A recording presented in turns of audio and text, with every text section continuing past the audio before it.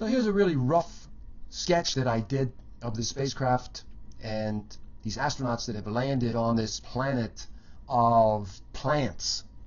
Plants are everywhere. And what I want to show you here is that it's important to come up with some kind of color plan or color scheme that will then help you to establish harmony as well as contrast. And a good way to do that is to think of the color wheel. Now, it's very important that you know the colors of the color wheel. If you don't know them, then I suggest you check out my videos on color that will teach you the colors of the color wheel, or you can get this information from other sources as well. But I want to begin with a color scheme or plan that is called the split complementary color scheme. To know what a split complementary color scheme looks like, I'm going to have to show you the color wheel, and here it is. A split complementary color scheme consists of using one color from one side of the color wheel, such as the warm side, and two colors from the cool side of the color wheel, or vice versa. One color from the cool side of the color wheel, and two colors from the warm side of the color wheel. I'm going to select red-orange, which is this color, as well as green, and then blue. Now it's referred to as a split complementary scheme because of the space that exists here between these two colors. These two colors are split between the blue-green color, which is this one. So these are the three colors that will be part of the color scheme that I'll be using to color this rough black and white color sketch. The split complementary color scheme is really a combination of the analogous color scheme and the complementary color scheme. So if you're familiar with those color schemes, you can see why the split complementary color scheme looks the way it does. Like the complementary color scheme, if you're familiar with that, the split complementary color scheme has a contrasting subordinate color that can be used as a pure accent or hinted at in a more neutralized manner to provide color balance. And in this case, that color is the red-orange that you see here. That is the subordinate color. Now, all these colors that you see here can be used in lighter or darker values by adding white or black, and neutralized by adding the complement. In choosing this color scheme, the artist is using a selective, limited palette that will create a distinctive mood with the three dominant colors, yet provide a little pizzazz with the contrasting color. In a split complementary color scheme, there are two ways you can mix semi-neutrals, which are colors that are not entirely neutral or highly saturated. They fall somewhere in between the two. Now, you can mix one of the colors, like the subordinate color here, with the green or the blue. Thereby, you can produce a semi-neutral. A split complementary color scheme, however, doesn't have to consist of two colors against one. I could include this color, which is blue-green. So I would still have a split complementary color scheme, but this color scheme consists of 1 against 3 instead of 1 against 2 colors. Now, I mentioned that there are two ways to mix semi-neutrals. Another way is if I have 3 colors on one side, like I have here, that middle color becomes the complement of the other color on the opposite side of the color wheel, which in this case is the red-orange. And by mixing red-orange with the blue-green, I'm able to create semi-neutrals, but I'm also able to create a neutral, which I can't do when I mix the red-orange with the green and the blue, because those two colors are not directly opposite the red-orange. A complementary color needs to be directly opposite each other. Otherwise, when you mix them together, you'll never be able to produce a true neutral color. But you could also create semi-neutrals. Now, I could use this 1:3 split complementary color plan or scheme, or I could go back to just using 3 colors and eliminate the blue-green, but I'm going to keep the blue-green. This adds additional color variety to the painting. In addition to having some kind of color scheme or plan, you also need to know about color proportions. Now, what do I mean by color proportions? Well, there needs to be different sizes of the various colors within the color scheme that you're using. Different areas need to be different in size. Don't have all of the areas similar or equal in size, because that creates a monotonous appearance. And monotony produces a boring looking painting. So therefore, let's say, for example, I add blue over here, which is this size. Then I add blue-green, which is this size. Then I add green, which is that size. And then I add red-orange, which is this size. But I have to increase the size of the blue-green a little bit because it's too similar in size to the green. Here you see that there are different sizes for each of the colors. And this is color proportion, or also known as color extension. Make sure that when you apply color, that it is applied in different sizes, like you see in my diagram here. This is a very important principle to adhere to when applying color, because it will help to create a lot of interest in your color. Now, when you look at this, you can see that I've labeled the different sizes. There's a dominant size, a subdominant size, a subordinate size, and then the smallest, which is labeled opposition, or it could also be labeled contrast. It's helpful to think of the different sized areas with these names.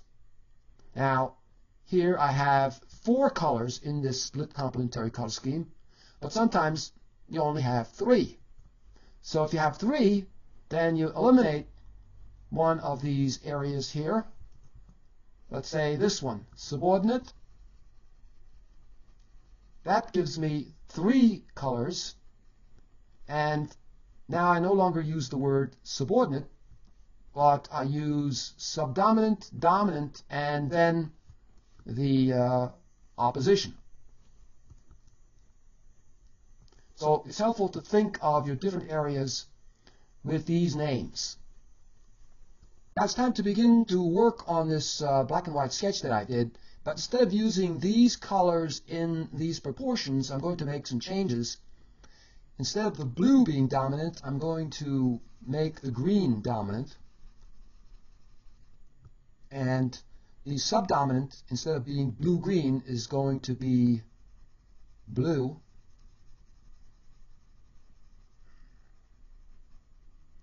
And then the subordinate will be blue-green.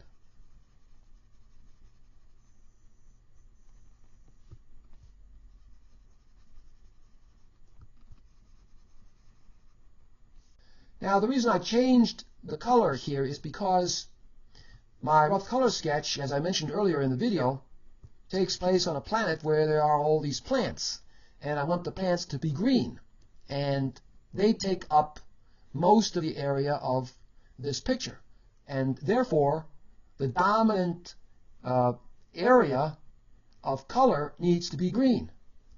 As you can see, I moved the color wheel and the color proportion diagram out of the way so that I can start coloring this black and white sketch. And the way I'm going to do it is by adding a layer and then using the blending mode of color.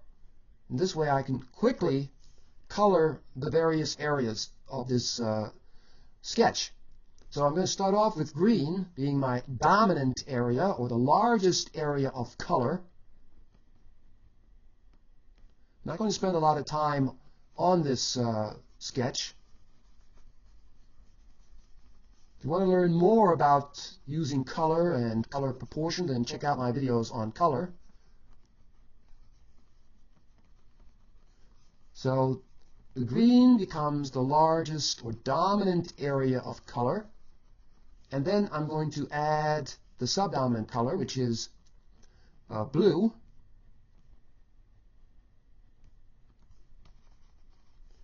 It's a little too saturated. Create more of a semi-neutral blue.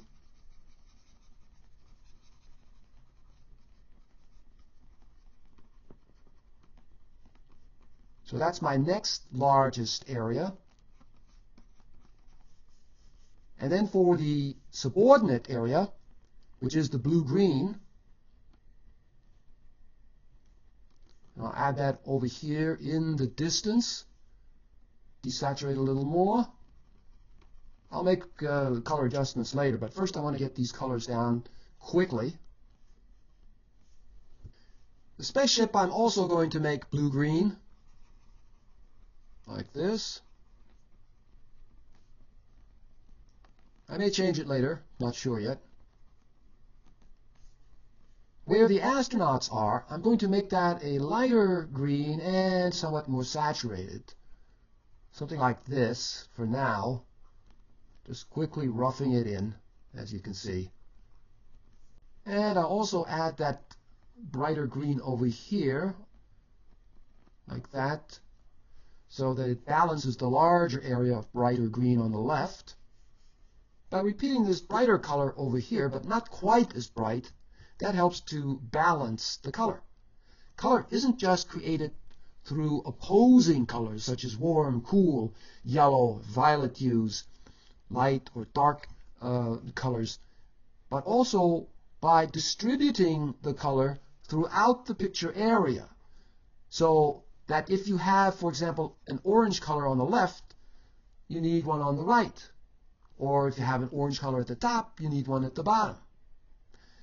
So what you're doing is you're applying the principle of repetition by repeating that color, but it doesn't have to be exactly the same. You can have a brighter orange here and then a duller orange over on this side. But this color still balances this one on the left because they're basically both orange, even though they have been varied. So this is another kind of balance, not balance through opposition, but balance through this kind of distribution of the colors throughout the picture area. A green up here, and you need a green down here. A red over here, and you need a red over here. But again, you can echo these colors, which means that you create variations of these repeated colors.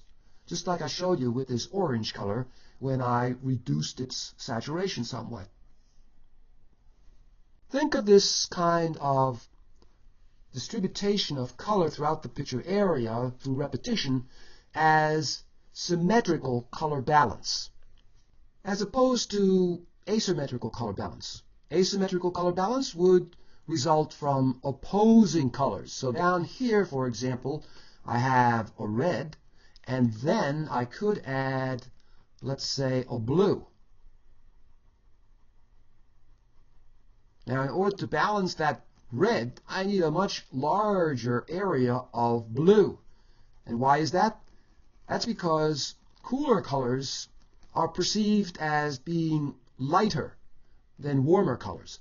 So therefore, I need a greater area of the cool color to balance the smaller area of the warmer red color. Now, with symmetrical color balance, I would have a red on the left side and then another red on the right side. So there's the difference between asymmetrical color balance and symmetrical color balance.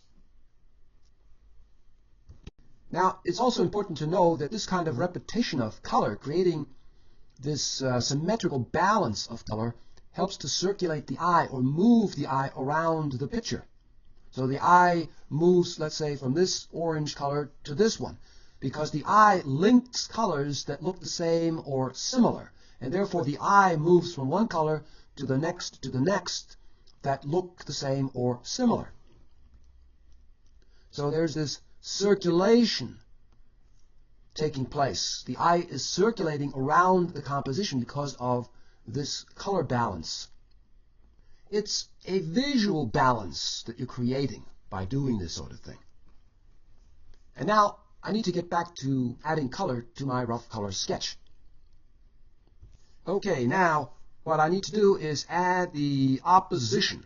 And the opposition is this red-orange color. So I'm going to add it to this astronaut here. And then a variation of that orange onto the others. And just as in my diagram over here, you can see that the opposition is kept the smallest in size compared to the other areas. So I'm following these proportions of color that you see here in the diagram. The largest area is taken up by the green, all of this. And then the subdominant area is the blue of the sky, which is smaller in size. Then there's the subordinate area, which is all this. And then, of course, the smallest area are the astronauts. The other spacecraft over here in the distance can also be made a blue-green. You see this kind of color balance that I talked about earlier. There's green over here on the right side. There's green over here on the left. Now for the blue in the sky, I can repeat that blue down here where the astronauts are. I could maybe add some blue to him. Something like this maybe, you see. Repeating the blue that's up here, down here. And maybe some blue in the vegetation over here as well. To add more interest over here, I could add some color variety by adding some blue and blue-green mixed in with the green. Just a rough indication of the different colors. I'm not going to spend a lot of time finishing up this rough sketch. And then I could repeat some of the orange color that you see on the astronauts, and maybe just some spots here. Maybe this could be some flowers or something. Just a little bit of that orange repeated over here helps to balance the orange over here. And of course, adding a warmer color within all of this cool color further adds interest to this area. If you have a large area like this, you have to make it really interesting. Otherwise, it becomes too boring. But don't make it more interesting than the center of interest, which is, of course, the astronauts.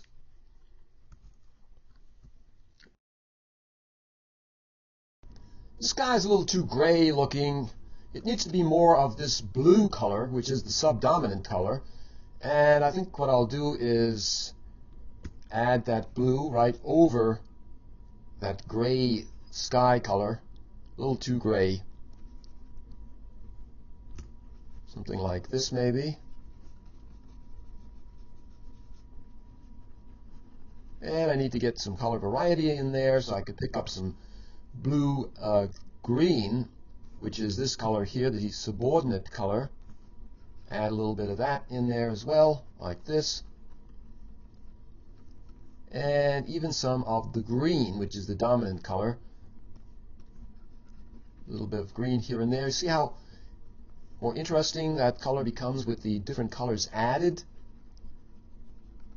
But I haven't lost the overall blue color that the sky is supposed to be, even though I've added some other colors.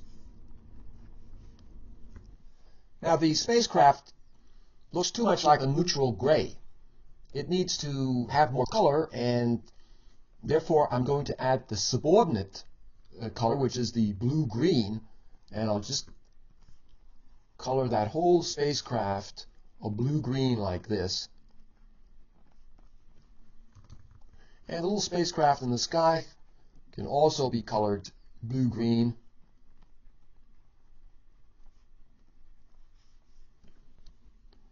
And I think I'll add some lights or windows right there, repeating that orange color found on the figures. And then over here, I need to add some more of that orange color like this as well.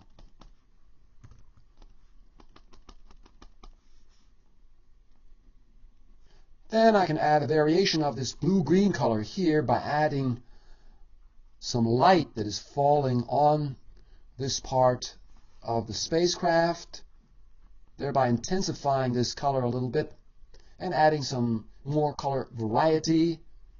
And then on the figures, I can intensify the orange as well. Lean it a little more toward the yellow orange. Something like that. You can see how the painting starts to come alive more with the addition of these more saturated colors.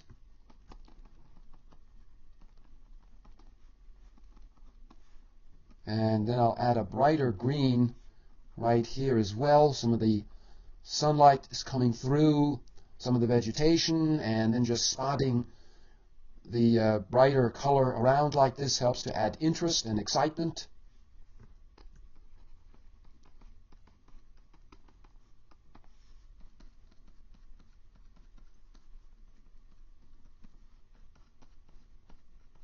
So work still needs to be done on this spacecraft, and I think I'll add a darker tone here like this, and then over here change needs to be made.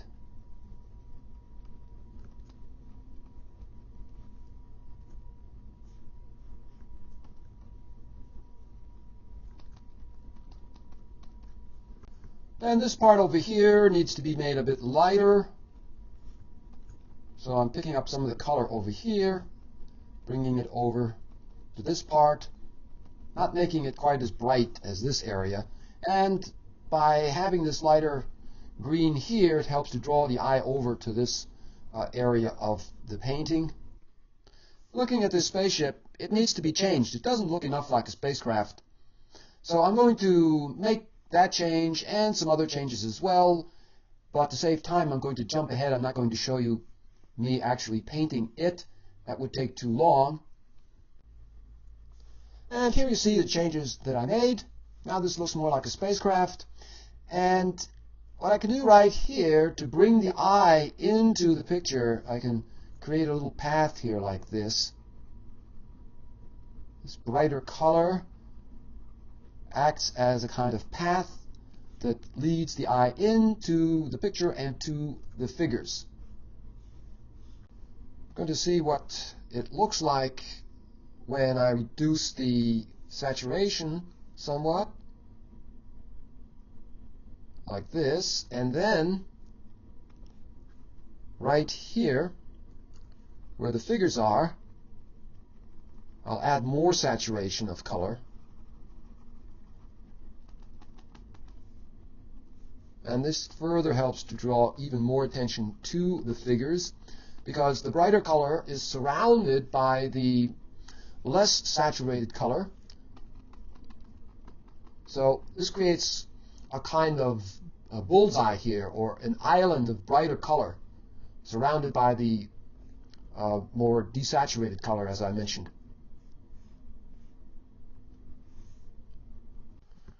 Then I'll also add some brighter color here. Brighten that up a little.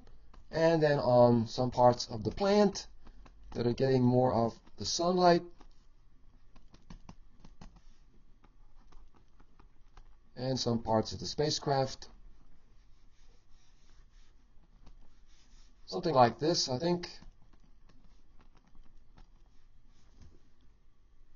When you have a lot of green like this in the picture, it's a really good idea to add the complement to the green, which is red, because it adds a bit of color excitement when you have complementary colors within the painting. Even if it's just a small spot like I'm going to add now on this figure's arm right here. You see that little accent there adds even more interest to this area.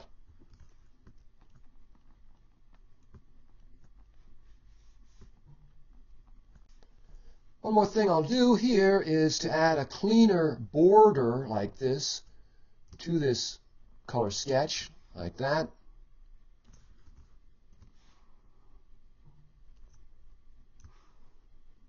Remember what you've learned in this video about applying a dominant color, a subdominant color, an opposition color, and a subordinate color to your color paintings. I think you'll find that once you're able to apply these color design principles to your color paintings, that they are going to improve immensely. Knowing about these principles and being able to apply them can make all the difference between bad color and really great looking color. That's how important these color design principles are. Of course, there are other color design principles involved in great color, but these are among the most important. So do a lot of practice work and try to get these principles into your color. And I think you're going to see a tremendous improvement in your color. A couple more changes that I need to make, and one of them is that right now these plants here are at the same level, and that makes for a monotonous arrangement. One plant needs to be higher than the other in order to get more variety and therefore more interest into the composition. So I'm going to do that quickly. And here you see that I've already raised this plant up, and this plant I brought down just a little bit, and now they are not at the same level. And this makes for a more interesting arrangement of these plants. Also, if you look right here, that is a little too dark. When objects are further back, the value becomes lighter, so I'm going to lighten that value just a little bit like this, which helps to push that figure further back. The darker values need to be on the figure in the foreground here, like this, and the lighter values on these figures that are further back. I can increase the feeling of depth by making the foreground darker. Right now, when I turn this into a black and white, you can see that there isn't a great deal of difference between this value here on the spacecraft and the foreground. The foreground is darker, but not all that much. By darkening the foreground even more, I'll increase the feeling of depth within the painting. And I think that's what I'm going to do now. So here I am, just darkening this foreground like this. Just a little bit, not too much. And dark values also help to strengthen a composition.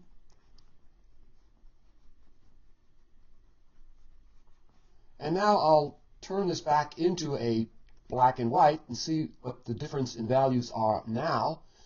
And you can see that now the foreground appears darker than the value on the spacecraft. And therefore, I think you can see that there is a greater feeling of depth in this rough color sketch now. In addition to darkening the value of the plants in the foreground, I think I'm going to increase the saturation of color here within this area that I'm selecting, and also over here to the right side, right about there. I'll go to Adjustments and down to Hue Saturation, and then bring the slider over a little, increasing the saturation of the colors, as you can see here. And this helps to add even more interest to the painting because there is a greater contrast of color saturation. And it further helps to draw the eye to the figures located here. And what I'll also do is add a few of these red-orange flowers like that.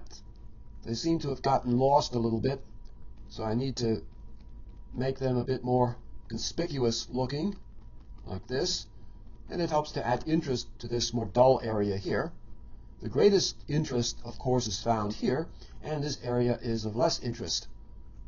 So you don't put as much color contrast or as many value variations or color variations within an area that isn't supposed to be as interesting as the center of interest. So this is where you find the most interest, because this is the center of interest. I think what I'll also do is make this little bit of blue on this figure more intense or more saturated in color, something like this, like that, and then add another blue that is a bit more saturated and lighter in value right there. Now I don't want it to be too saturated because this figure is further back in space, and as colors recede further back in space, they become less saturated. They appear to be more grayed looking. The more saturated colors are further up front. And this little bit of more saturated blue here acts as a kind of bullseye that draws the eye right there to that blue. And that's also because this cool blue color is surrounded by the warmer red-orange color. So it creates a kind of bullseye here.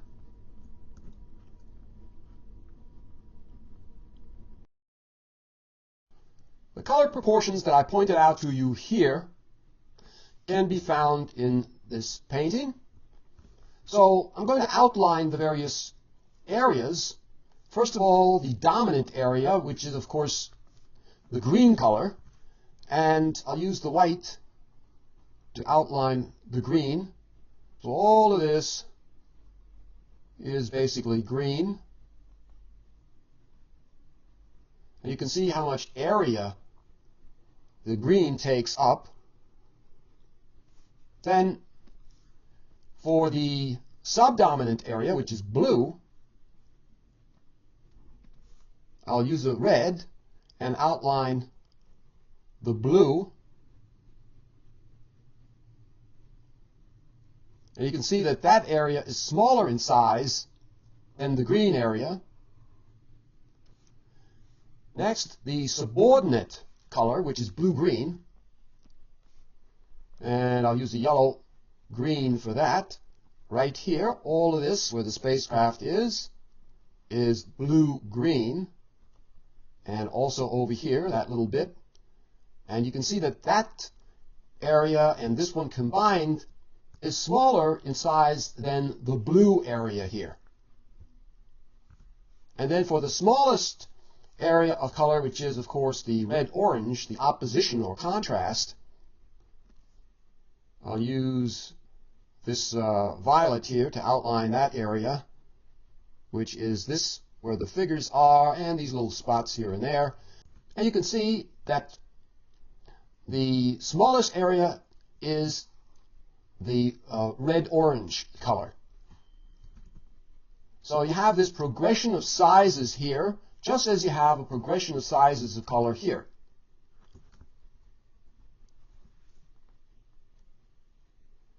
And I think that completes this video. I hope you've learned some things that you're going to apply to your own paintings, and you can be assured that if you apply this principle of color proportion that I've shown you, that your color is going to be much better than if you didn't apply that principle. Being able to apply principles like this, as well as the fundamentals of art, makes all the difference between a great painting and a terrible one. So if you want to become a great painter, you need to learn the fundamentals and principles of art and apply them. There's no way that you can ever produce anything of great value in art without knowing the fundamentals and principles of art.